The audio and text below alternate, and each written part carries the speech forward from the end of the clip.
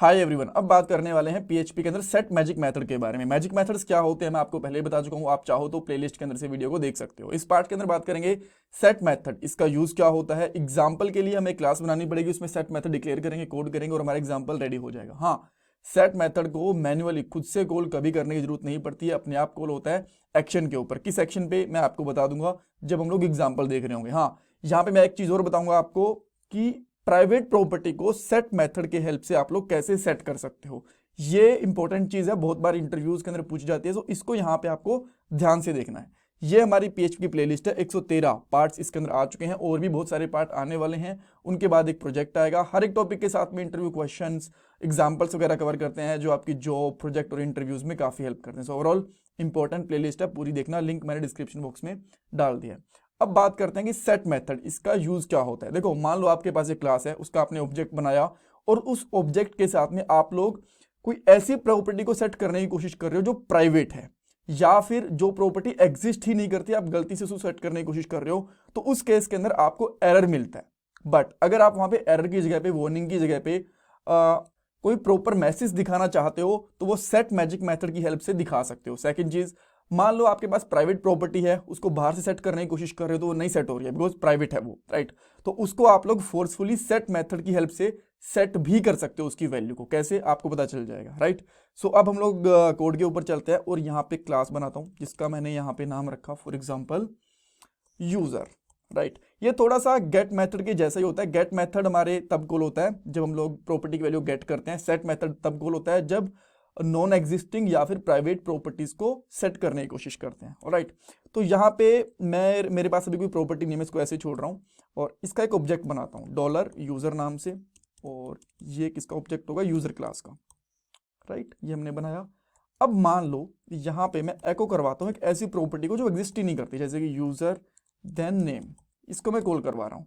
तो by default यहाँ पे आपको एक वार्निंग मिल जाएगी। यहाँ पे आपको वार्निंग मिल गई बिकॉज यहाँ पे इस प्रॉपर्टी है ही नहीं, अनडिफाइंड प्रॉपर्टी है। तो आप ना चाहते हो कि ये वार्निंग ना है, यहाँ पे प्रॉपर मैसेज दिखे यूजर को, तो आप क्या कर सकते हो, सिंपल है, यहाँ पे एक फंक्शन बनाओ, उसका नाम आपको अंडरस्कोर अंडरस्कोर गेट ही रखना है, राइट।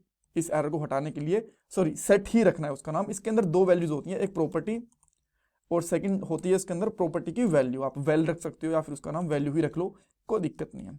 देन इस यहां पे को करवा सकते हो, this property can not set, right, ऐसा कुछ दिखा दो। देन अब आप यहां पे आओगे, इसको रिफ्रेश करा तो अभी आपको स्टिल एरर आ रहा है लाइन नंबर 10 पे। लेट मी सी, रीजन इसका ये है कि हम लोग इसको प्रिंट करवाने की कोशिश कर रहे हैं, इसको सेट करवाना है हमें। प्रिंट करवाने वाला तो गेट करवाने वाला तो हम लोग यहाँ पे देख चुके हैं लास्ट वाले पार्ट में, right. So sorry for that. यहाँ पे मैं इसकी वैल्यू सेट करवाता हूँ, नेम यहाँ पे मान लो अनिल सिद्धू, और जैसे यहाँ पे करेंगे तो आपको यहाँ पे वार्निंग मिल गई, this property can not set.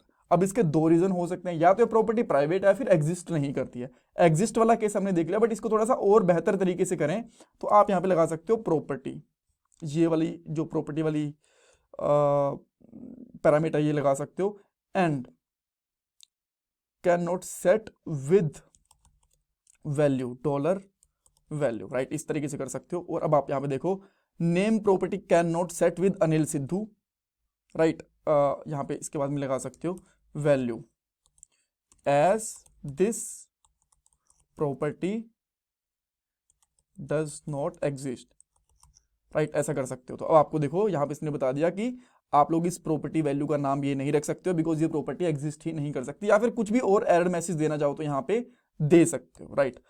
ये तो केस हो गया जब हमारी प्रॉपर्टी है प्राइवेट, एग्जिस्ट नहीं करती। अब मान लो प्राइवेट प्रॉपर्टी है कि यहाँ पे डॉलर एज करके, या फिर डॉलर नेम ही लगा देता हूं मैं, इसी को भी मैंने प्राइवेट बना दे रहा हूं मैं, राइट।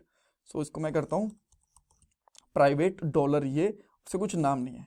तो अभी भी आपको मैसेज यहाँ पे सेम ही देखने को मिलेगा। बट ये तो ठीक है कि अगर एग्जिस्ट नहीं करती, प्राइवेट है तो इस तरीके से। बट अगर प्रॉपर्टी एग्जिस्ट करती है यहाँ पे, बट वो प्राइवेट है, तो आप चाहते हो कि इसका नाम सेट हो जाए किसी तरीके से यहाँ पे सेट पे, तो आप कैसे सेट कर सकते हो उसका, राइट। पहले तो मैं क्या करता हूँ, एक और फंक्शन बनाता हूँ ताकि मैं आपको पहले की वैल्यू और बाद की वैल्यू में डिफरेंस दिखा पाऊँ। गेट नेम, यहाँ पे एक फंक्शन बनाया मैंने और यहाँ पे मैं एको करवा देता हूँ डॉलर नेम, और यहाँ पे कर देता हूँ कुछ और नाम, अभी के लिए मैं कर देता हूँ अनिल, राइट।